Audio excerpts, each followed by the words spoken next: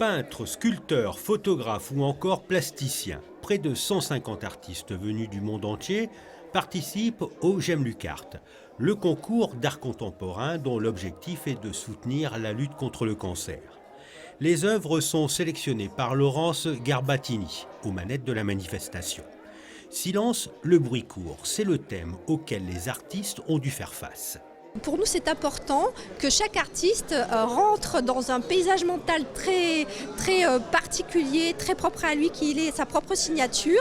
Et si nous faisions des thèmes très restreints, très fermés, ça serait beaucoup plus compliqué pour choisir les œuvres et puis guider les artistes. Parce que ce qui arrive, c'est que souvent l'artiste propose plusieurs œuvres, propose une lecture de son œuvre. Et donc, on ne peut pas dire oui, on ne peut pas dire non sur un court instant. On est obligé d'étudier le site internet de l'artiste, son univers, sa cohérence. Donc c'est beaucoup de travail et c'est vrai qu'un thème un peu large, un peu étoffé nous permet d'avoir une certaine liberté dans la lecture des œuvres et dans leur représentation.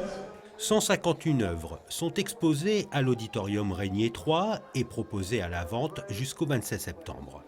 Les bénéfices serviront à financer la recherche médicale et à participer à l'équipement des services hospitaliers spécialisés en cancérologie.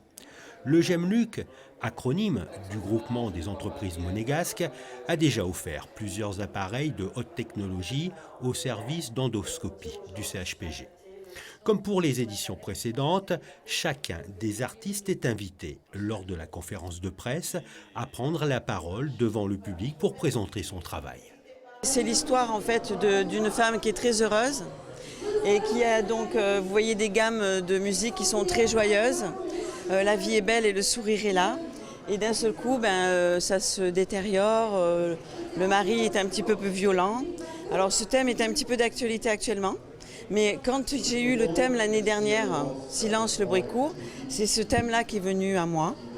Et j'ai décidé, malgré tout, vu l'actualité, que j'allais quand même continuer à rester sur ce thème-là. Les notes sont des points, en fait.